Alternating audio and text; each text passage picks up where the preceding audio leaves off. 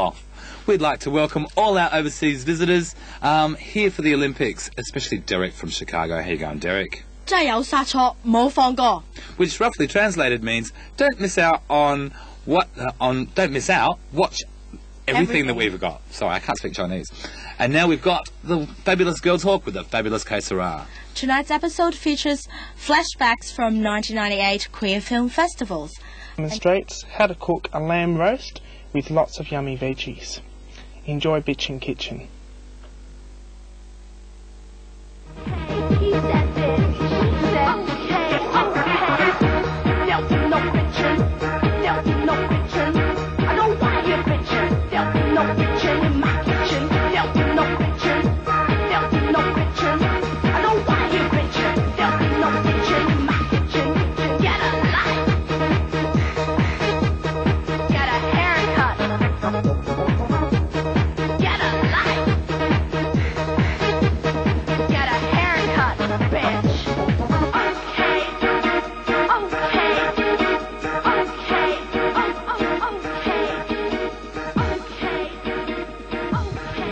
Hey, hi everyone, and welcome to this new Bitchin Kitchen.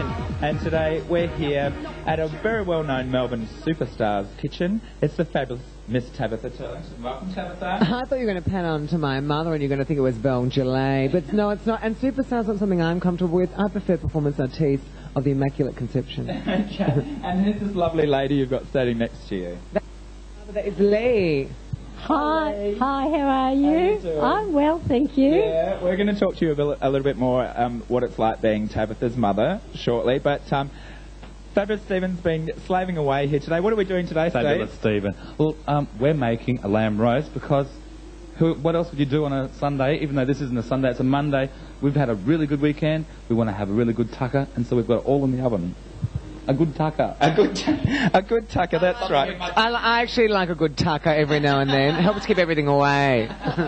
That's right. And so what meat are we cooking, Stephen? Well, we have a leg of lamb, Paul. Leg of lamb. No Tom Cruise, just leg of lamb. All right. Now, we've already pre-prepared this, right? Very well prepared. I can't buy them like that. No. Now, what we've done, you've got to imagine that this is actually a raw leg of lamb. And what we've done, if you'd like to have a little look down here, I've got a very sharp knife and I've made little incisions like this. It's called scoring. And so if you want to score a lamb roast, this is the way you do it. Do that, and then we've got lots of little toppings on top. No, so wait a minute. You did it before you put it in the oven. You score it first, and then you pop it in, right? That's right. Then we rub some grain mustard on top. And we've been out in your lovely little herb garden, and we've got ourselves some thyme and some rosemary and some parsley, and we've chopped that up and put that on top and rubbed it with some crushed garlic, good old garlic, and then lots and lots of salt, and it gets all really crusty. So when you cut it, you get all these flavours like really seeping into the meat. Did you leave my mother's tomato plants alone with those funny leaves? Because she has them for special scones and stuff for the ladies at church. Okay. I hate to tell you, but we stripped them. Dear, oh dear. And it's a lovely garden too, very well tended, and I think only a mother's love could tend a garden so well. Now we saw this little sign over here, a mother holds her children's hands for a while and their hearts forever. But I don't see your name on there, Tabitha. No, well, of course, I actually had to change my name by Depol because I was actually on the run. I actually saw someone get something, and I can't really speak about it at large because, I mean, I've actually escaped from Vietnam where I was raised and I was born. So I've actually come here and found refuge in this country, Australasia, and now I'm just hoping that they do not find me. So if anyone knows the Ching Chong Chongs, please do not tell them I'm here. Why did you have to bring that up? Sorry about that. Okay, now let's get back to the food for a minute. Now, Tab and Lee, we're going to show you how to do some veggies. I'm sure you would have done this a million times at home yourself. I've actually never cooked a proper meal in my life, ever. You're going to actually be doing a bit of the cooking here today, so you I do dim sims in the microwave, 2-minute noodles, and I think that's about it. I love toast. Now, what we're going to do... I'm a big muesli and yogurt boy myself. And a fruit and vegetables in there. Sorry, Steve. That's all right. One microphone, 4 people. But here we go. We've got our pumpkin, and I've left the skin on because it looks attractive. And we won't go for that yet. We've got, like our token vegetables, we've got some parsnip, and we've got some carrots, and what we call Hasselback potatoes. Hasselback? What would that be, actually? Because they're a hassle, I guess. But they look pretty. They look sort of like a bit of like, you know, they look like an echidna or something like that, because they've got all like bits coming off their back, like a razor-backed pig. Razorback. Now you need to have a very sharp knife. Now this is actually a steel. It's not for sharpening a knife. It's for honing your knife, which sort of like just maintains the edge on the knife. Oh, look, so it doesn't actually sharpen the knife. They were sharpening in the butcher shop when they did that. If you want to keep your knife sharp, don't wash it in hot water because it dulls the blades. Same with your razor blades. How can you do that with hot water? How can hot water make something go... Well, you've got to hold it like this and sit under a period for 18 hours. Does the heat actually thicken the metal? I don't know. Just blunts them. It might actually. So if you're going to circumcise your children at home, which is really fashionable at the moment, try and use a cold blade. Yeah. And of course you talk about circumcision and a cooking show.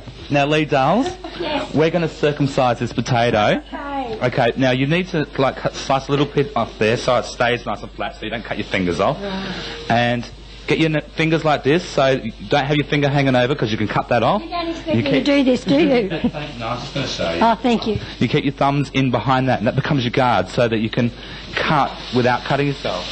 Oh, goodness gracious me, scared the living daylights out of me. And then you make, very carefully, little incisions, like so, and you can't cut it all the way through, otherwise you'll wreck it, and you'll end up with two halves of a potato. And then, okay, there's our potato. We'll pop that in there with the other roast veggies, and we pour a bit of good old Aussie tomato sauce on it. And I know you're going yuck, but it's actually really, really nice. Clean hands. That is unusual, yes. What's the tomato for? Well, you get clean hands and you smear it all over like this. You can have a lick if you want.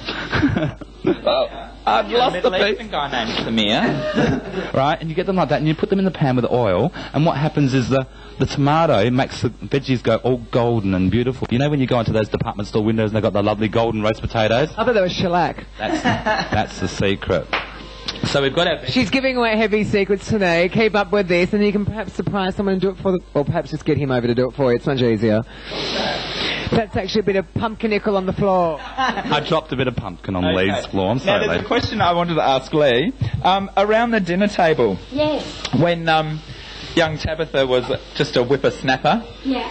was it hard to get a worded edgeways? It was very hard because I've taught him everything he knows. So between the two of us, nobody else could get a word in. No. Yeah. And you're very proud of Tabitha, aren't you? I'm extremely proud of Tabitha. Yes, I am. I'm very, very blessed to have this child. That's lovely. She can be a child sometimes, can't she? God love her. To mothers, they're always your children. Doesn't matter how old they get. She could have turned out a lot worse. She could have been a lesbian. Oh, didn't mean that. Hi, Louise. But you know, in our household, I think it's hard in every family when there's more than one or two children to get a word in. So everyone had to yell for their bit. Right. And especially with his grandfather was stone deaf, so that encouraged everybody to yell even louder. Yeah. And we went on, and you were saying that about Tabitha, and how lucky you are because he wasn't born with Down syndrome, or there's all these other things. That's but right. and parents put such an issue on sexuality That's when right. it's really nothing. It's absolutely nothing, and I just think that everybody should be able to have a gay child to understand how lucky parents are to have gay children, because they are just wonderful. And I know this sounds really corny, but I really thank God every night that I've got this child. I am so lucky to have him. Mama. Oh, stop it. And I think it was a really lovely tip before, because Toby showed, Tabitha. Should I? Could do if you wouldn't mind. Showed her mum had to shave her legs with a Lady Gillette, which was nice, I thought. Now, girls, we are very short of time here, and that's Absolutely. including Paul. And girls.